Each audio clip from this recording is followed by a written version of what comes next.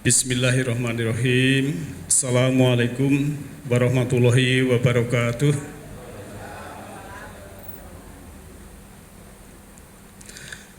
Alhamdulillah, nahmaduhu wa nasta'inuhu wa nastaghfiruh wa na'udzu billahi min syururi anfusina wa min sayyiati a'malina.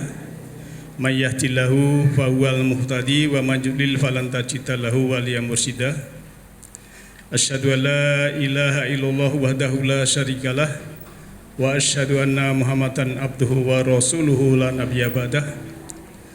Allahumma sholli ala Muhammadin wa ala alihi wa sahbihi ajmain, amma ba'd.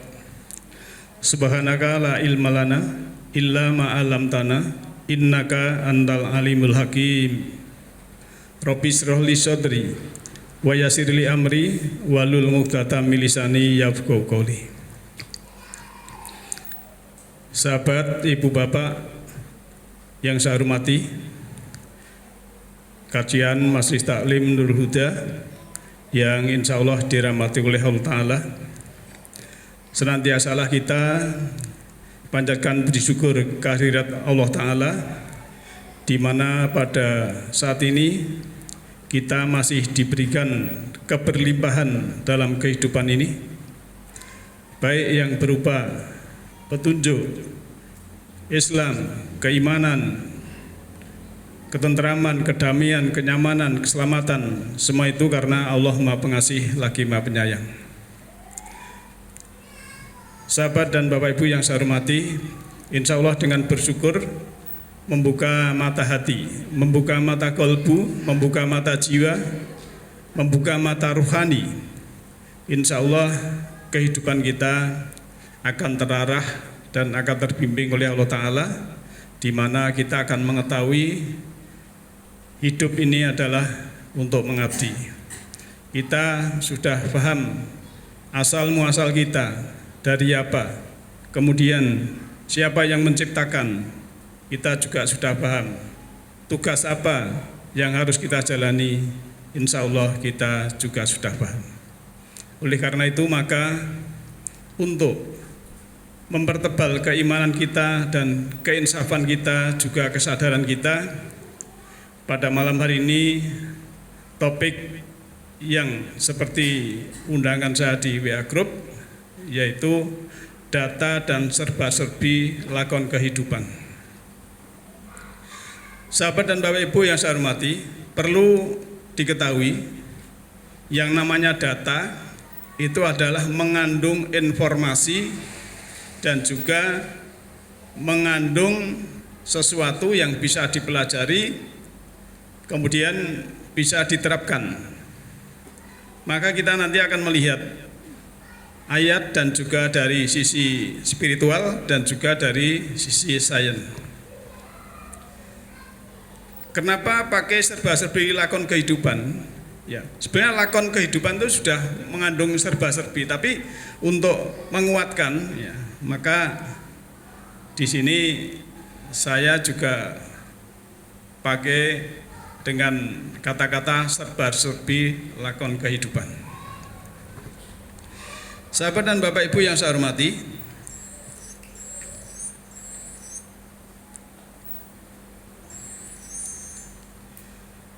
dalam hal kita mempelajari data diri kita, ya, diri kita sebagai manusia oleh Allah sebenarnya sudah diberikan data-data yang ada sejak kita lahir, ya. Maka untuk landasan, ya, nanti kita akan beranjak sana melihat ayat Allah. Ayat yang pertama sebagai landasan kita kajian malam hari ini adalah, ya, surat Al-Hasr ayat 24. A'udzubillahi minasyaitonirrajim. Bismillahirrahmanirrahim. Wallahul khaliqul bari'ul musawwiru lahul asmaul husna. Yusabbihu lahu ma fis samawati wal ardi wa huwal azizul hakim. Dialah Allah yang menciptakan, yang mengadakan, yang membentuk rupa, yang mempunyai asmaul husna. bertasbih kepadanya apa yang ada di samawat dan bumi, dan dialah yang maha perkasa lagi maha bijaksana. Jadi ayat ini menginformasikan bahwa Allah itu menciptakan dan juga mengadakan dan membentuk rupa kita. Maka sebetulnya data dari diri kita masing-masing ini sebetulnya tidak lepas dari siklus kehidupan. Jadi ada kunci kita memahami agama itu, salah satunya juga kita selain mengenal Allah juga mengenal tentang siklus kehidupan. Ya. Dan di sini Allah itu Maha Pencipta, Al-Khaliq. Kita selaku makhluk yang diciptakan. Jadi nama Asmaul Husna oleh Allah salah satunya adalah Al-Khaliqul Bari'ul Musawwir. Bagi Allah itu ada nama-nama yang terbaik. Maka setelah Allah menciptakan dan juga membentuk ya, rupa, dan Allah mempunyai itu apa yang ada di samawat, samawat berarti langit ya, samawat bisa berarti planet-planet, kadang berarti tata surya ya, dan bumi semua yusabih Pak, bertasbih ya. Bertasbih itu berbeda dengan kita mengucap subhanallah. Kalau kita mengucap subhanallah itu baru melafadzkan kalimat thayyibah. Tapi bertasbih di samping kita mengucap subhanallah, mengucapkan kalimat thayyibah, kita menuruti kemauan Allah karena Allah telah menciptakan kita dan membentuk rupa kita ini apa yang dimaunya Allah. Ternyata maunya Allah karena kita ini sebetulnya makhluk ruhani yang diberi fasilitas tubuh untuk selalu menuruti atau ikut kehendak Allah, maka disitulah yang namanya tasbih. Jadi pemahaman yang lebih luas, tasbih itu adalah kita mengikuti kehendak Allah, apa maunya kita diciptakan di semesta ini. Karena tidak ada yang sia-sia Allah menciptakan apapun yang ada di semesta ini, bagi yang mau mempelajari dan bagi yang mau memikirkan. Nah, Ibu Bapak yang saya hormati, sebagai landasan pertama ayat ini Al-Hasr ayat 24, kita lihat korelasinya, yaitu surat Al-Imran ayat 6. A'udzubillahi minasyaitonirrajim. Walladzi yusawwirukum fil arhami kaifa yasha la ilaha illa huwal azizul hakim. Dialah Allah sebagai arsitek agung, atau Allah sang arsitek agung yang membentuk kamu sekalian dalam rahim sebagaimana Dia kehendakinya. Tak ada Tuhan kecuali Dia Allah itu maha perkasa lagi maha bijaksana. Sahabat dan Bapak Ibu semua, jadi waktu kita di rahim ya, Allah yusawiru, kata-katanya hampir tadi, kalau tadi kan juga kata-kata al-musawir, di sini yusawiru, Dia membentuk, karena Allah itu sang arsitek agung, membentuk kita di dalam rahim ya, apa yang dikehendaki oleh Allah. Maka tidak ada Tuhan selain Dia itu Al-Aziz ya, maha perkasa lagi maha bijaksana. Maka kalau kita sudah dibentuk seperti itu, nanti kalau jadi orang ya, punya kedudukan, punya diberi perkasaan, punya anak buah dan sebagainya, itu harus bijaksana. Itu namanya kita bisa menginstal sifat ilahiyah dari Allah Ta'ala. Jadi sementara dua ayat ini bahwa ternyata kita semua ini dibentuk oleh Allah ya. Kalau kita hubungkan dengan surat Tin, kita ini an ahsani takwim. Dan Allah, ya, setelah kita dibentuk dengan baik itu, Allah mengajari manusia dengan kolam, yaitu tulis baca. Membaca yaitu mendapatkan ilmu dari alam sekeliling, dan menulis yaitu menyatakan pendapat tentang ilmu yang disimpulkan berbentuk tulisan bagi kepentingan alam sekeliling. Dengan begitu tahulah manusia tentang apa-apa yang selama ini tidak disadarinya dan yang tidak difahaminya. Karena alamal insana malam ya'lam. Nah, sebelum kita menginjak ke pentingnya data diri, ya, bahwa kita punya landasan Al-Quran itu, ya, bahwa Al-Quran itu harus kita tadaburi ayat per ayat. Dalam surat 38 ayat 29, kitabun anzalnahu ilaika mubarakun liyadab baru ayatihi waliyadakaru ulul albab. Ini adalah sebuah kitab yang kami turunkan kepadamu penuh dengan berkah.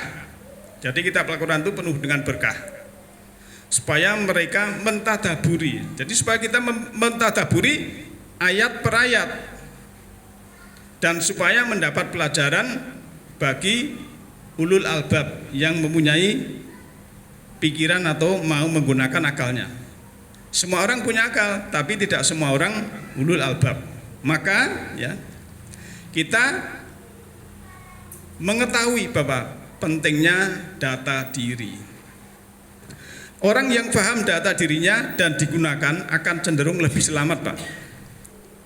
Jadi yang tahu data dirinya seperti apa nanti akan kita lihat. Maka yang lebih mengetahui tentang dirinya, ya, mau meneliti ke dalam diri, mau mengerti kelemahannya, kekurangannya,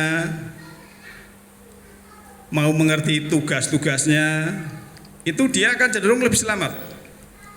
Seandainya kita paham data diri, maka dalam hidup ini punya arah yang jelas, ya. Jadi untuk memperlancar arah kita yang jelas, karena datanya ada. Kalau penjenengan keluar kota, dalam kota itu penjenengan belum pernah datang ke situ, misalnya kota Banyuwangi, masuknya dari mana, tempatnya seperti apa, kita bisa membuka data lewat Google Maps misalnya. Oh, ternyata demikian, saya kurang lebih sekian kilometer, kemudian lewatnya ini dan semua. Kalau tahu data, walaupun belum pernah ke sana, itu lebih mudah. Tapi kita tidak punya HP, tidak punya data, belum pernah ke sana, berhenti tanya orang sana, nanti berhenti lagi tanya orang, berhenti, begitu, Pak. Maka disitulah sebagai analogi perbedaan antara yang tahu data dengan yang tidak. Maka seandainya kita paham data diri, maka dalam hidup ini punya arah yang jelas. Dan orang yang paham data dirinya dan digunakan akan cenderung lebih selamat. Tetapi biasanya yang tidak mengetahui data tentang dirinya akan terpentok-pentok jalan hidupnya. Jadi ya begitulah, mungkin tidak bisa belajar dari kejadian yang ada, tidak bisa belajar dari peristiwa yang terjadi, sehingga data dirinya itu tidak paham. Maka biasanya yang demikian itu kan ya hidupnya agak kurang terarah lah, begitu, beda dengan tadi yang. Maka kalau dalam Al-Quran itu kan dalam surat Fatir ayat 1 kan disebutkan bahwa tidak sama orang yang mengetahui dengan yang tidak mengetahui. Dan juga membaca data diri dengan saintifik dan juga dengan agama atau dengan spiritual. Maka kita nanti akan melihat data diri kita ini secara saintifik, ilmu pengetahuan itu seperti apa, kalau menurut spiritual seperti apa, nanti kita akan lihat dan akan kita pelajari. Karena penting data diri untuk kita ketahui. Bapak Ibu yang saya hormati, sebelum kita juga melanjutkan tentang data diri, kecerdasan seseorang atau aspek intelektualitas, ya, itu kalau kita urutkan, ya, ini juga nanti ada hubungannya dengan data diri atau data yang ada dalam diri kita. Pertama adalah menghafal. Jadi menghafal sesuatu ilmu itu. Kalau ayat ya ayat, kita hafal, kita paham, mengetahui ya. Jadi baru tingkatan ini. Yang kedua adalah memahami. Misalnya kata-kata Bismillahirrahmanirrahim dengan asma Allah yang Maha Pengasih lagi Maha Penyayang. Setelah kita hafal, kita pahami. Oh, maksudnya itu ya, Allah itu Maha Pengasih lagi penyayang. Kita supaya juga pengasih penyayang. Nah, ini namanya sudah memahami. Kemudian menerapkan, diterapkan. Kalau saya harus pengasih penyayang itu harus kita terapkan. Kalau anak kecil ya temannya jatuh, kemudian ditolong dan sebagainya, tidak malah dibully ataupun ada istilahnya perundungan dan lain sebagainya. Itu nanti tahu yang tadi hafal basmalah, kemudian memahami, kemudian diterapkan.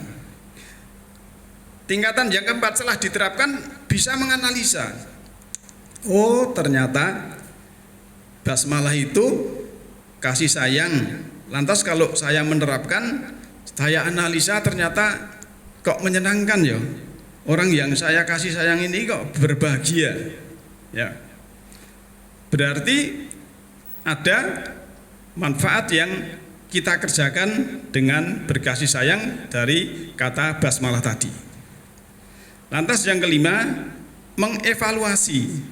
Setelah dianalisa dan dievaluasi, apakah dalam kita menerapkan kasih sayang tadi hanya sebatas ya, kalau mau atau kita memang harus kepingin seperti itu. Kita evaluasi, oh saya ingin fastabiqul khairat, ingin berkasih sayang ke semesta ini misalnya. Ini ada evaluasi kemudian terus diterapkan. Setelah itu ya, kalau tingkatan yang selanjutnya kita tadi memahami, menerapkan, menganalisa, mengevaluasi, lantas kita yang keenam adalah mensintesa. Jadi mensintesa itu sudah ada kemampuan beradaptasi pada perubahan sebagai tingkat kecerdasan. Kalau mahasiswa itu sudah bikin riset, kemudian dibuat laporan, kemudian ada kesimpulan misalnya demikian.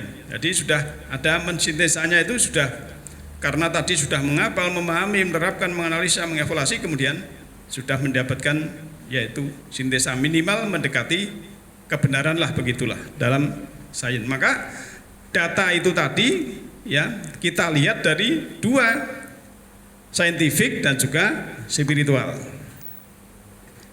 Nah, sahabat dan ibu bapak yang saya hormati, sekarang data diri saintifik fisiologi ya.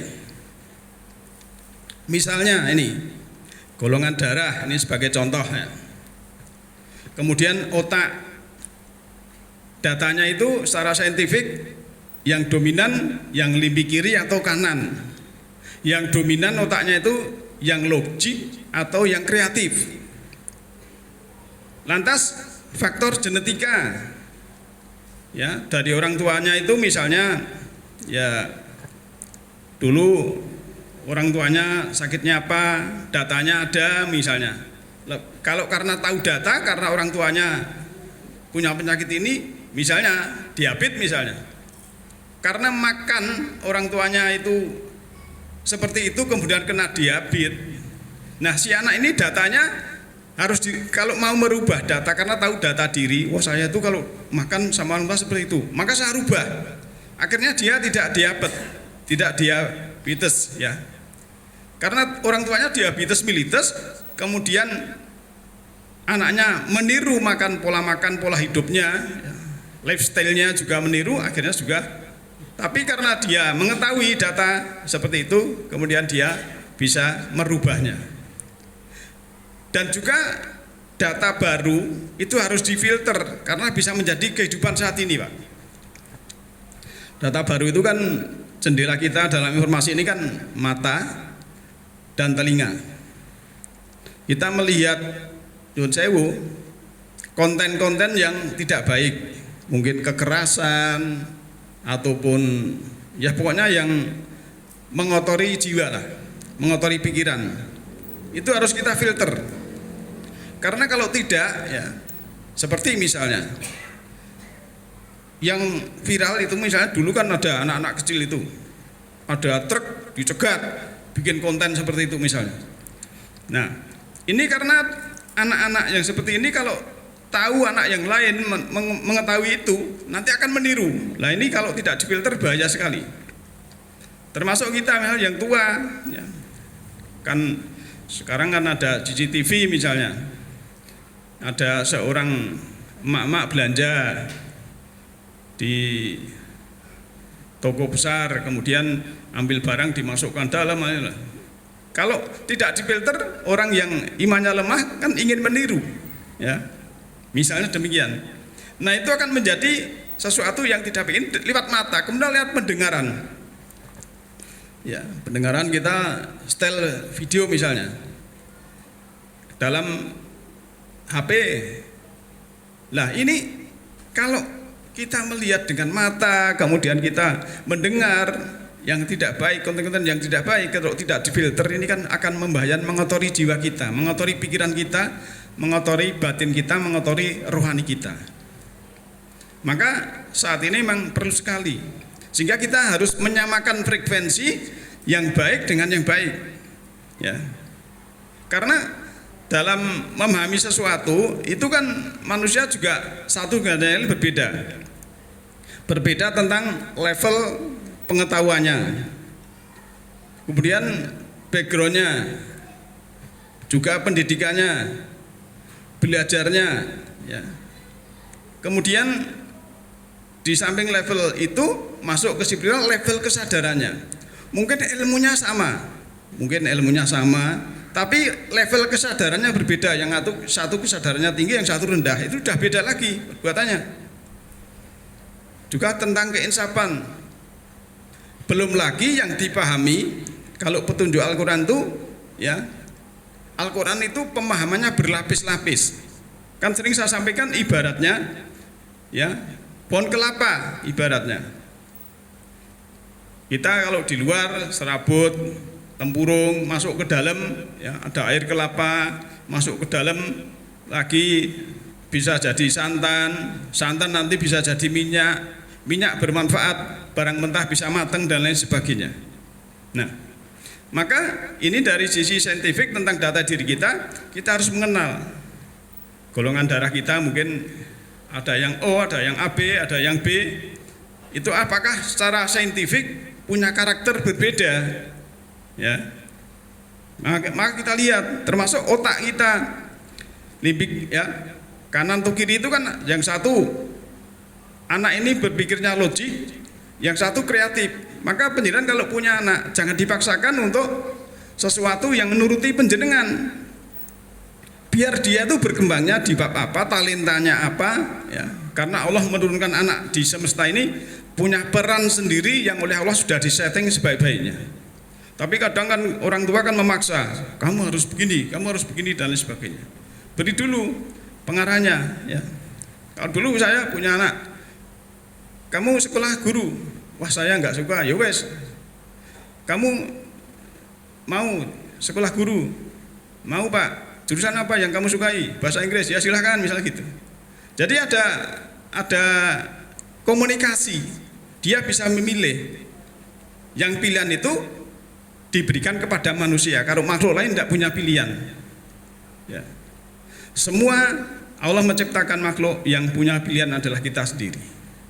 Dan pilihan itu punya resiko yang harus kita kerjakan. Nah itu misalnya kita tentang otak itu juga berpengaruh juga. Nah kita sekarang melihat dari saintifik tentang golongan darah, ya. Golongan darah itu kan di sini ada A, B, O dan AB, ya. Dibedakan berdasarkan antigennya. Sebenarnya antigen dapat ditemukan di permukaan sel darah merah. Seorang dengan golongan darah A dipercaya lebih rajin dan peduli terhadap orang lain. Tetapi orang dengan golongan darah tersebut juga dipercaya perfeksionis dan terlalu cemas. Kalau golongan darah A Jiwa mereka cenderung lembut, baik, dan ingin hidup damai dengan semua orang.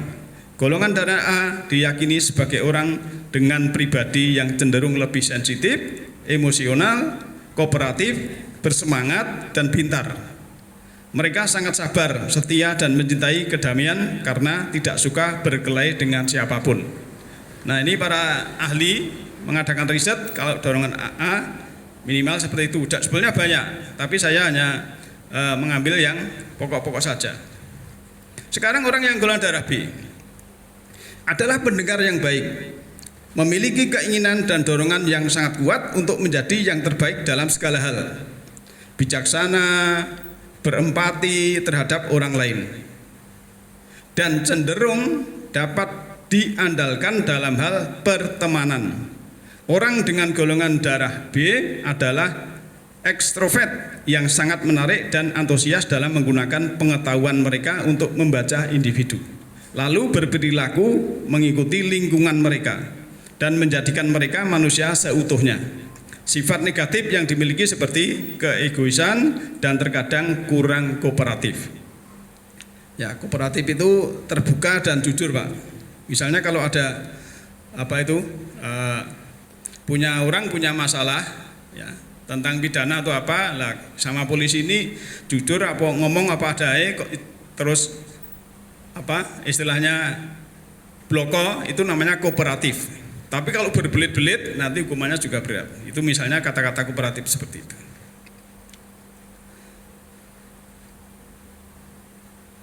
Sekarang golongan darah AB merupakan individu yang sangat otonom dan rasional.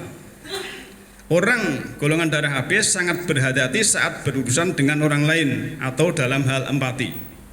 Sulit untuk menebak suasana hati orang dengan golongan darah AB sampai kamu mengenal mereka secara menyeluruh. Golongan darah yang satu ini tergolong paling langka di dunia. Memang langka nggih, Pak? Enten sing golongan darah AB betul nih? Enten? Waduh.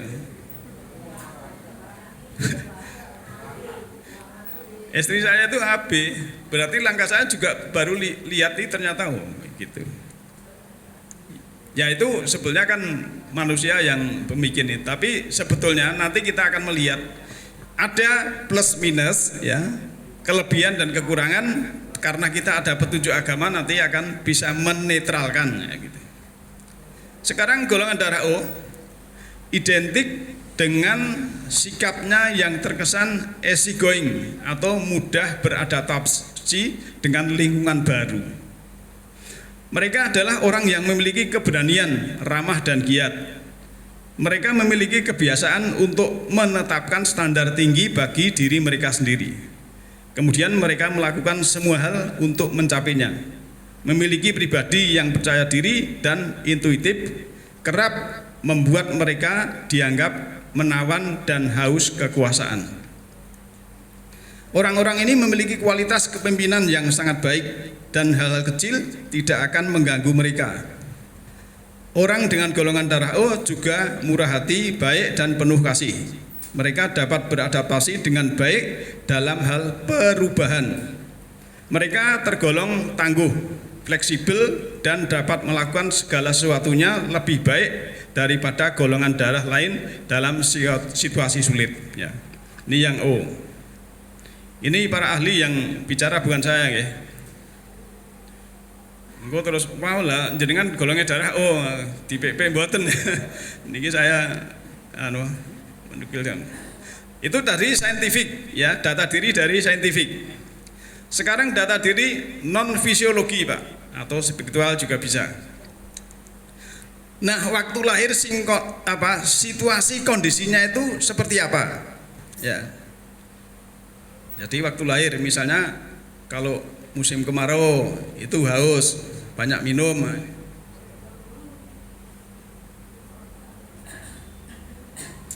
Ya.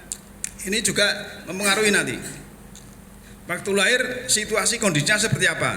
Nuwun sewu, saya ambil contoh. Mbah Sabto lahir tahun pinten, Mbah?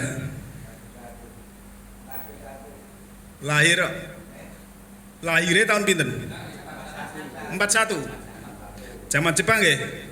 Nah, zaman Jepang, zaman gegeri jarang wong dadi manten, jarang wong mbayeni. Gitu, Pak. Kira. Ya mesti to wong geger wong saiki. Bar londo terus terus benten nek hari-hari ngeten iki kan benten, tetep yang lahir pada sekitar itu mesti sedikit. Misalnya situasi kondisi seperti itu ya. Ini juga orang yang tahu data dirinya, oh ternyata saya lahir situasi seperti ini. Atau juga lahir misalnya diceritani bae. Waktu kowe lahir kuwi bapakmu karo ibumu padu wae. Meteng kowe iki bapakmu karo padu wae. Wah ini anak punya beban nih. Wah ternyata gitu. Nah datanya kok kurang baik ya gitu loh. Jadi kalau tahu dirinya data kurang baik sehingga akan memperbaiki atau ada perubahan yang baik. Ya, juga nama dari orang tua karena nama itu banyak mana Pak.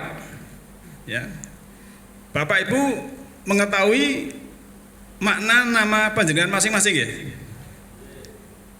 Ngertos mboten? Misalnya Ubi ibu, Umi Rosidah. Ya. Umi ki ibu, Rosidah ki cerdas utawa lurus misalnya gitu. Itu maksudnya Mbah Dolayasa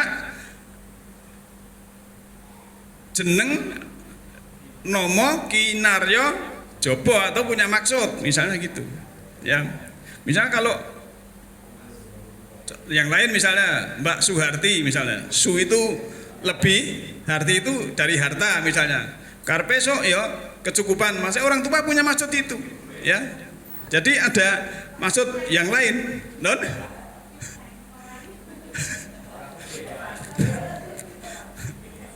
Ya alhamdulillah masih diberi keberlimpahan gitu kan. Itu ini nama, mungkin yang lain lagi nanti bisa termasuk dulu kan waktu tausiah Lutfi Nur Habib itu saya tanya Pak Wahyudi itu bagus sekali namanya ya, Lutfi Nur Habib seorang suami yang lemah lembut, cahaya cintanya bercahaya, itu kan luar biasa namanya itu ya. Tapi saya waktu itu belum tahu datanya, habis dadi manten ini datanya udah ngerti. Oh kalau tahu datanya saya harus lemah lembut, saya harus cinta saya bercahaya gitu, jadi istrinya senangan ya. Maka tadi data diri itu penting ya, gitu ya, nama orang tua dari orang tua. Kalau kurang ya boleh ke catatan sipil diberi yang baik, tidak apa-apa. Lah bapak kula misalnya orang tua saya jenenge Tomblok misalnya, ganti Endang lah, itu boleh-boleh saja. Kemudian lingkungan dalam keluarga dan masyarakat waktu kecil Pak. Nah ini data diri yang non fisiologi Pak. Ini juga mempengaruhi dalam data diri harus tahu ya. Mungkin ada anak yang keluarganya itu kurang harmonis. Nah harus belajar dari orang tua saya kok tidak harmonis, saya harus lepas dari itu misalnya demikian. Kalau orang tua saya kok harmonis, saya harus lebih harmonis lagi karena sudah tahu data diri. Biasanya nih yang cerita itu kalau punya kakek atau nenek Pak. Jadi sebenarnya berbahagia sekali orang yang lahir masih punya nenek, punya kakek. Itu nasihat saya paling ingat tuh kalau dinasihati kakek nenek. Sama bapak saya malah kalau ini tahu. Jadi amor cedak mbah niku ya ndak tahu nggih kok kan nyambut gawe soe. Kali si mbah niku ngene mati nek biyen kan urung ono listrik didongengke barang malam-malam itu kan kelingan sampai sekarang itu ingat. Oh mbah saya itu kelingan ya.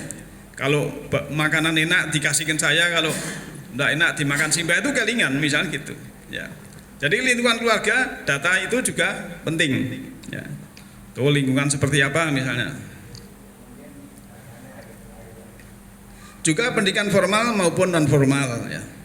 Tapi perlu Bapak Ibu ketahui ya, pendidikan yang sebenarnya itu adalah dalam kehidupan ini. Kalau formal dan non formal itu istilahnya untuk sebagai akademik saja ya, untuk mencapai sesuatu yang istilahnya dohir, kemudian harus dilengkapi dengan dalam pendidikan kehidupan ini atau universitas terbuka, sekolah kehidupan ini sebenarnya sekolah yang sesungguhnya. Karena belum tentu ya sekolahnya tinggi, kesadarannya itu juga tinggi belum tentu. Kadang malah masih rewelan hisoh misalnya gitu. Nah ini juga sebagai data bagi seseorang itu juga penting. Nah yang paling penting adalah program dalam petunjuk Al-Quran. Nah ini data diri kita harus tahu, ya data diri kita yang berhubungan dengan non fisiologi, yang berhubungan dengan program dalam petunjuk Al-Quran itu harus kita lebih mengetahui. Misalnya dalam surat 16, surat An-Nahl ayat 78, ya, Allah mengeluarkan kita dari perut ibu kita masing-masing, kita tidak mengetahui apa-apa, ya, tapi kita diberi pendengaran, penglihatan, dan afidah atau kolbu. Supaya apa? Bersyukur. Nah, ini data dalam petunjuk. Kita sudah diberi modal ini dan sebagainya, harus kita pahami. Orang yang tidak mau menggunakan pendengarannya, penglihatannya, dan akalnya untuk memahami ayat Allah, diibaratkan binatang ternak misalnya, ya. Surat Al-A'raf ayat 79 misalnya. Nah ini kan data-data yang dalam petunjuk Al-Quran harus kita ketahui. Saya harus menggunakan akal dong. Agama ini memang akal. Kita harus gunakan sebaik-baiknya, memahami, menganalisa tadi, ya, sampai sintesa dan lain sebagainya. Dan itu juga kalau kenal datanya, tadi kan hidupnya bisa lancar-lancar. Dalam Al-Quran misalnya program Allah punya rekaman. Nah, program rekaman dalam diri kita, perkataan, perbuatan, semua direkam oleh Allah. Yang baik namanya iliyin, yang buruk namanya sijin. Dan Allah punya master file, ya. Kalau kita membantah, Allah punya master file-nya. Itu data pada diri kita manusia, ya. Juga ada data tentang kematian misalnya. Kenapa Allah tidak menetapkan si A ini umurnya 50 tahun, si B sekian tahun, tidak tetapkan. Karena apa? Nanti Allah menetapkan si A 80 tahun, umur 40 tahun, minum oplosan mati. Allah kan kecelek. Maka kita diberi hak untuk, ya, berusaha. La yughayyiru ma biqaumin hatta yughayyiru ma bi anfusihim.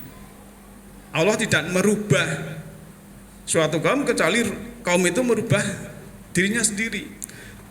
Kalau makannya tiap hari sego goreng, sate, gulai, bengi masih tongseng, tangi turu bakso misalnya, daging terus, ya, ya berbeda dengan yang makan agak apa itu varian, dalam arti tidak seperti itu.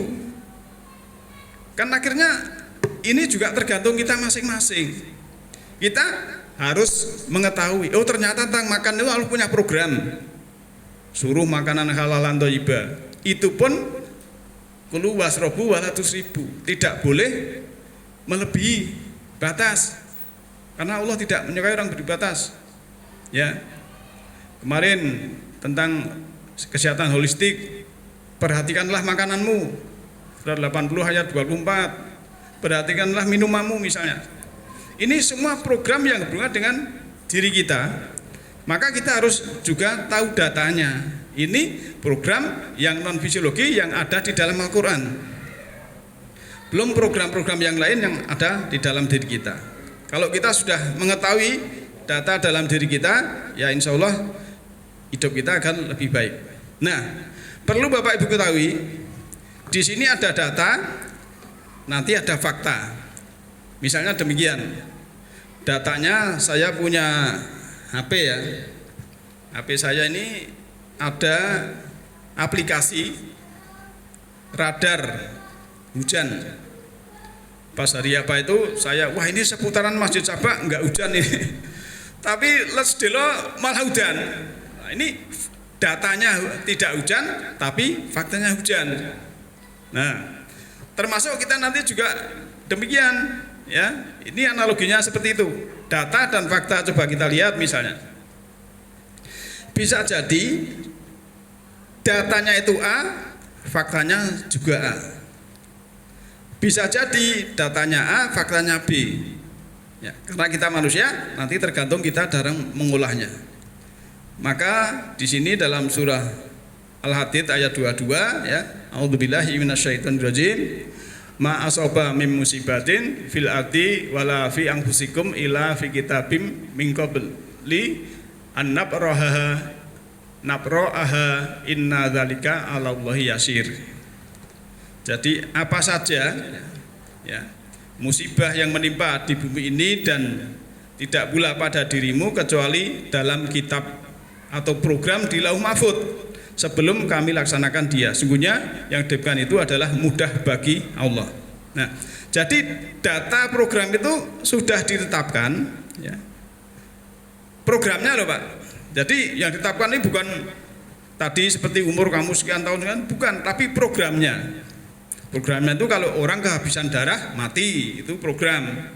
Kalau orang itu lehernya dipenggal mati, itu namanya juga program. Tidak mungkin wah itu. Nah, termasuk di hukum malam ini yang namanya sunatullah itu adalah juga program. Kalau gravitasi, saya nguncal ke batu ke atas, jatuh ke bawah, itu gravitasi. Yang namanya hukum malam ini tidak mengenal keyakinan, tidak mengenal agama, tidak mengenal pemahaman. Percaya tidak percaya terjadi Pak. Namanya sunatullah.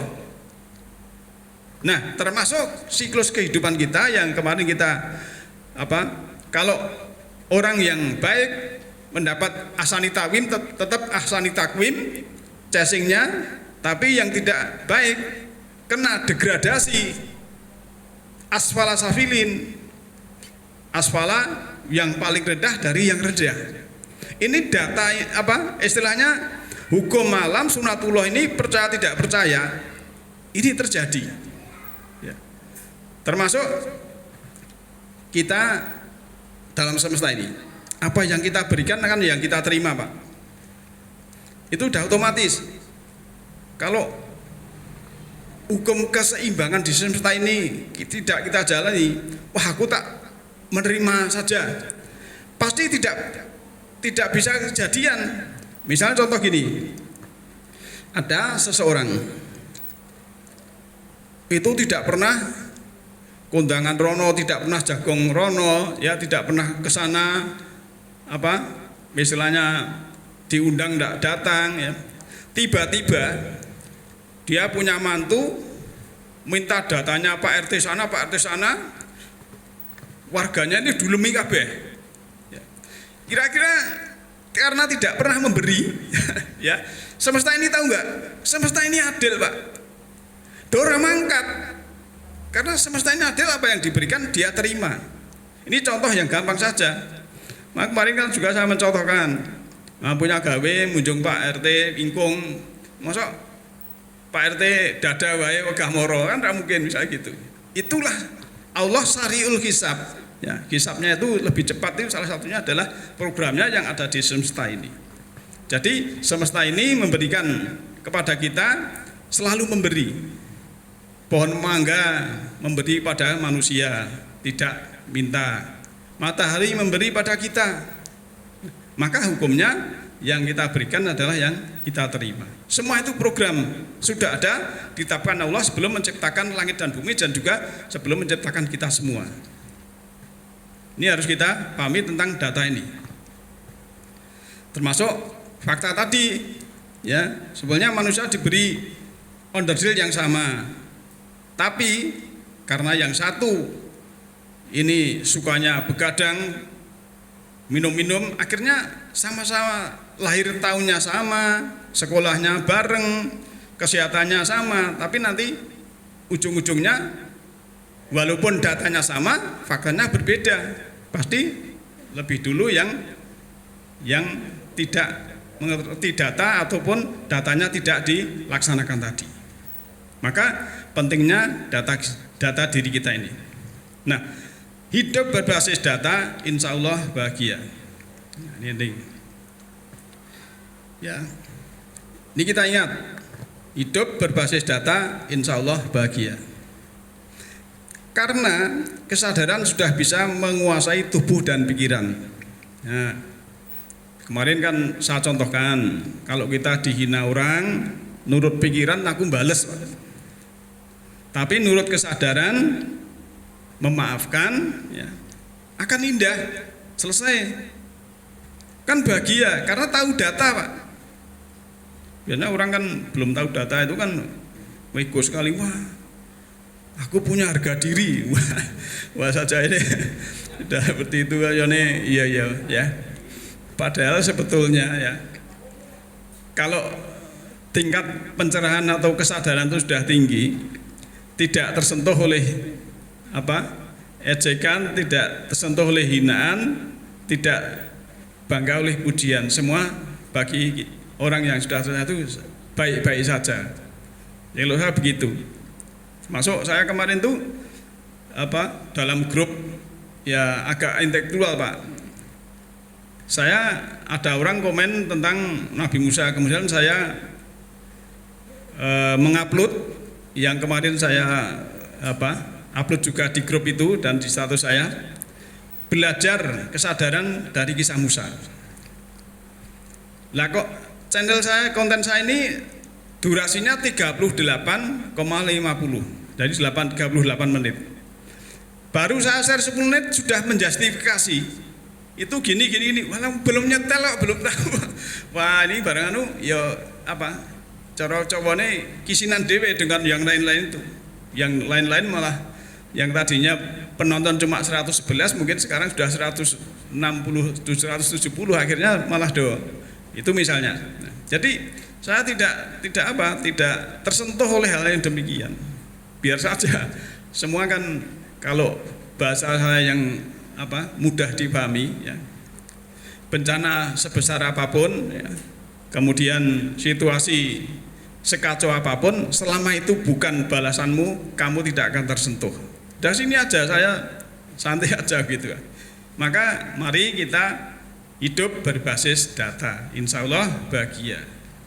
Karena kesadaran kita sudah bisa menguasai tubuh kita. Kalau ada sesuatu yang tidak disukai, itu sudah bisa menerima dan saksikan saja. Karena sadar itu baik bagi pertumbuhan jiwa, walaupun sebenarnya pikiran menolaknya. Nah, ini kan banyak contoh, Pak.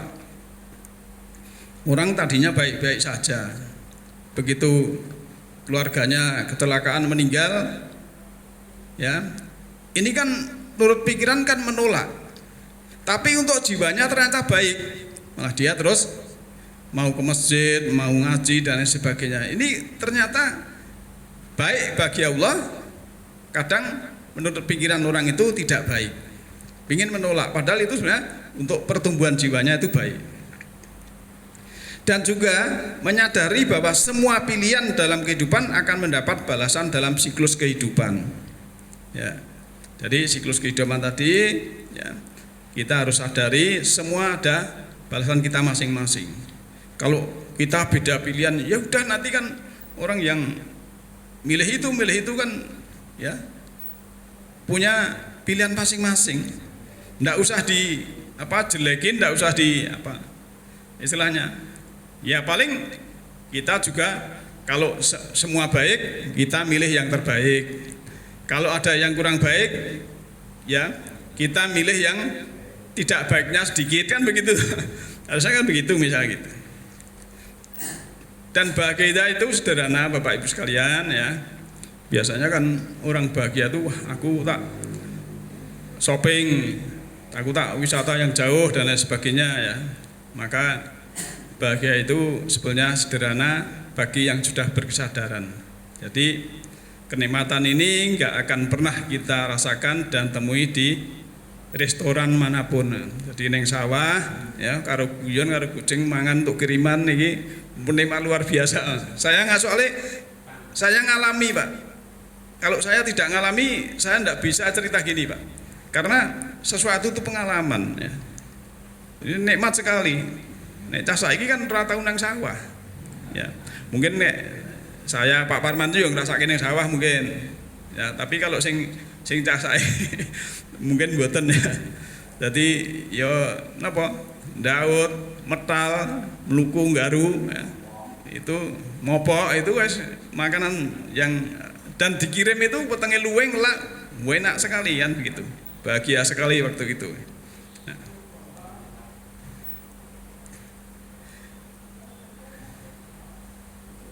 Nah, Bapak Ibu yang saya hormati, ya, sebagai pelengkap bahwa kita manusia ini ada medan geomagnetik, ya, memainkan peran yang sangat besar di dalam fungsi tubuh dan kondisi kesehatan.